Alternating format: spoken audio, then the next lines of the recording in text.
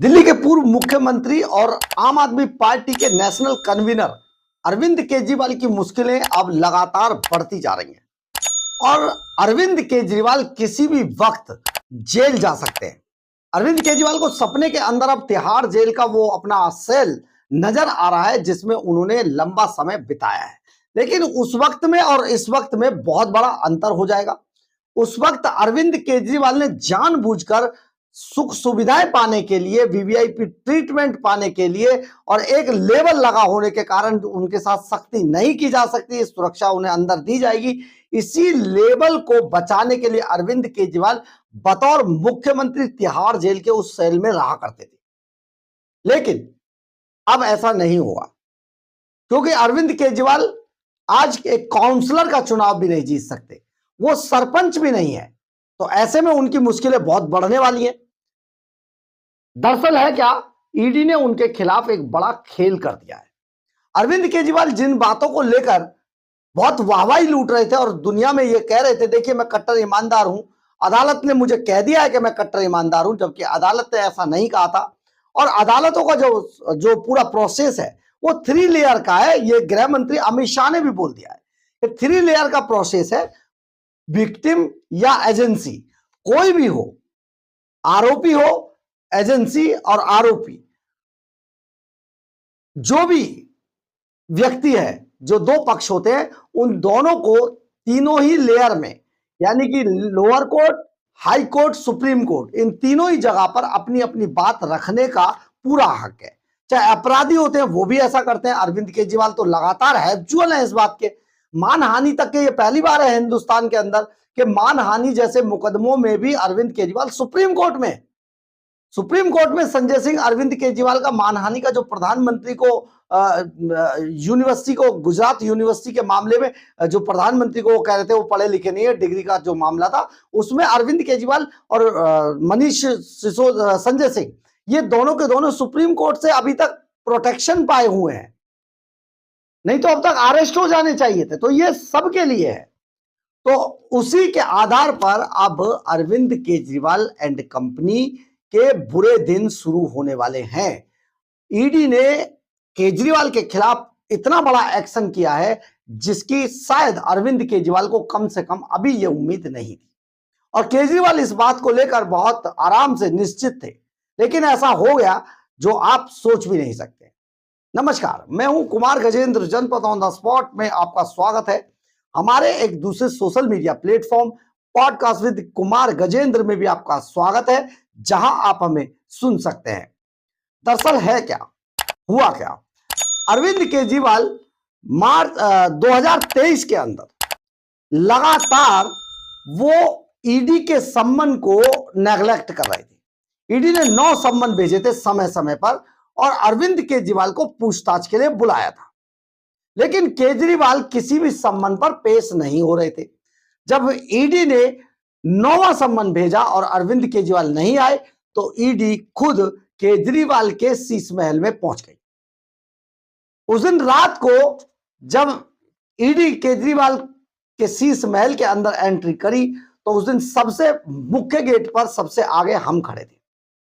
हमने सब कुछ वहां अपनी आंखों से वो पूरा नजारा देखा और देखते ही देखते ईडी की टीम अरविंद केजरीवाल को, भ्रष्टाचारी अरविंद केजरीवाल को कॉलर से पकड़कर घसीटती हुई लेके चली। इसके बाद अरविंद केजरीवाल के खिलाफ जब केजरीवाल पेश नहीं हो रहे थे सम्मन के मामले में, तो ईडी ने एक बड़ा काम किया था। ईडी ने आईपीसी की धारा 174 के तहत अरविंद केजरीवाल के खिलाफ कोर्ट में 2 शिकायतें दी और उन्होंने कहा कि अरविंद केजरीवाल पूरे लीगल सिस्टम को गलत ठहराकर उनके द्वारा जारी किए गए सम्मन पर पेश नहीं हो रहे। तो धारा 174 में जब उन्होंने 2 शिकायतें दर्ज कराई थी कोर्ट के अंदर, तो इसके बाद अरविंद केजरीवाल के खिलाफ ईडी के सम्मन का उल्लंघन करने का मामला चल रहा था इसी लोअर कोर्ट में। जज साहब की बड़ी मेहरबानी, अदालतों की मेहरबानी कई बार, लेकिन हम उस पर कुछ नहीं बोलेंगे। दरअसल हुआ क्या, इस बात को अब शुरू से बताते हैं, एक बार इसको जान लीजिए अच्छे से ईडी अब हाईकोर्ट पहुंच गई है इस मामले में और बुधवार को इस पर सुनवाई होनी है और जज एक बार फिर से वही हैं स्वर्णकांता शर्मा। ये जो धारा 174 की कार्रवाई हम आपको बता रहे हैं, ये पूरा मामला असल में अदालत के अंदर राउज एवेन्यू कोर्ट में चल रहा था, वहीं पर जहां पर जज साहब ने अरविंद केजरीवाल समेत 23 आरोपियों के केस को अचानक डिस्चार्ज कर दिया। अब यह मामला जब डिस्चार्ज हुआ तब भी अरविंद केजरीवाल ने कहा, एंड कंपनी ने कहा कि भैया हम तो देखो हो गया ना, देखो कितना गलत कर रहे थे, हम तो साफ निकल गए। लेकिन शायद कानून को कुछ और मंजूर था।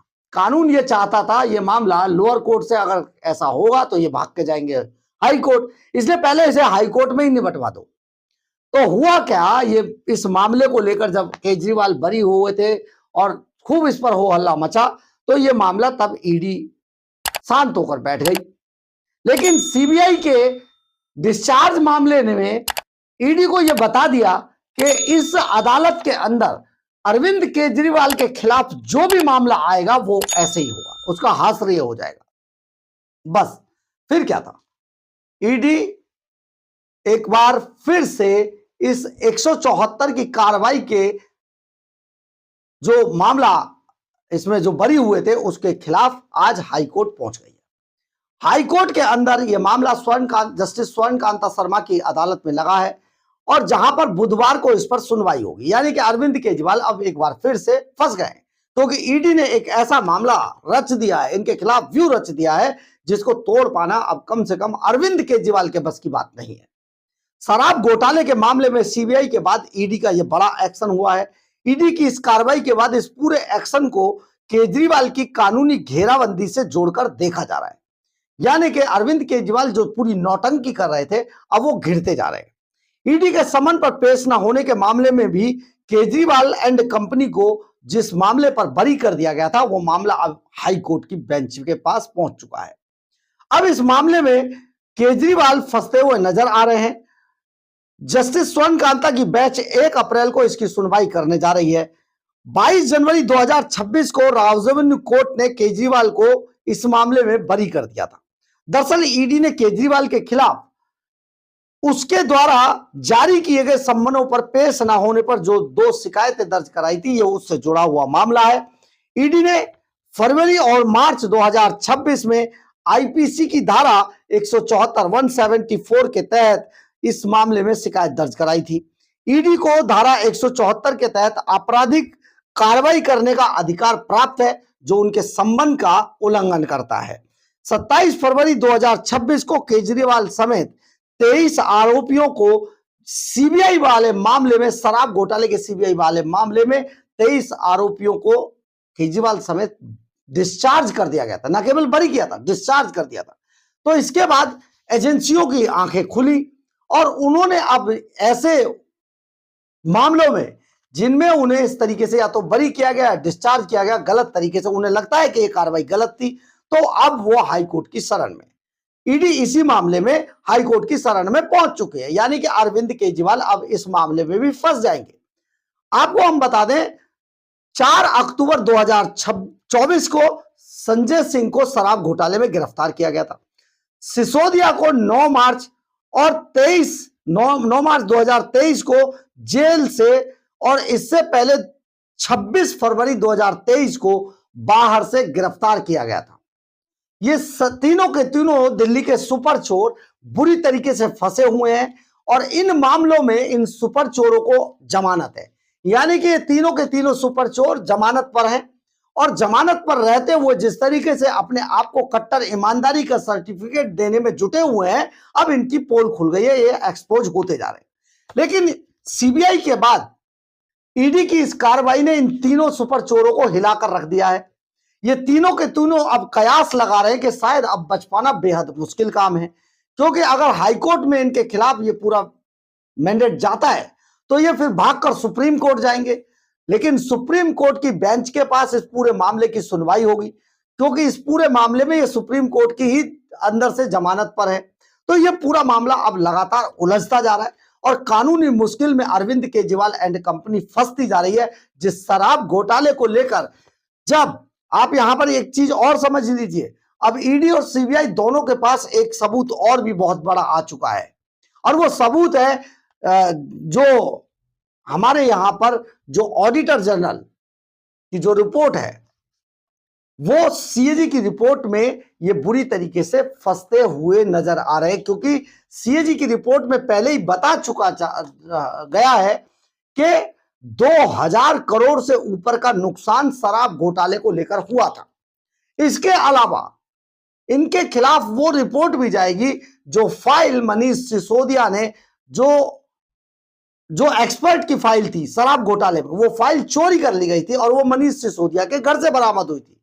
इसके अलावा शराब घोटाले में 100 करोड़ की रिश्वत का मामला इसलिए भी इनके खिलाफ जाएगा क्योंकि यहां पर जिस व्यक्ति ने अरविंद केजरीवाल को 100 करोड़ रुपए का किकबैक दिया था, यानी कि बुच्ची बाबू जो के कविता का पीए था, तो सीए था, उस सीए के जो बयान दर्ज है, वो बयान 164 के बयान जो दर्ज है, वो बयान अरविंद केजरीवाल गैंग के खिलाफ जाएंगे। यानी कि अब बहुत सारी चीजें हैं और हाई कोर्ट के अंदर इस सारे चीजों को एक एक करके बहुत तसल्ली से देखा जाएगा। और अरविंद केजरीवाल एंड कंपनी जानती है कि वो अगर इस केस में कोई खेल नहीं कर पाए, खेल समझ रहे हैं ना, हमने कहा था फॉरम शॉपिंग, याद है ना आपको, तो अरविंद केजरीवाल एंड कंपनी का इन सुपर चोरों का जेल जाना लगभग तय माना जा रहा है। बहरहाल, अगर आपको हमारी ये खबर अच्छी लगे तो आप इसे लाइक, सब्सक्राइब और शेयर जरूर करें। कमेंट्स बॉक्स में अपनी राय जरूर लिखें, इससे हमें बहुत बहुत बहुत ऊर्जा मिलती है। जय हिंद, जय भारत।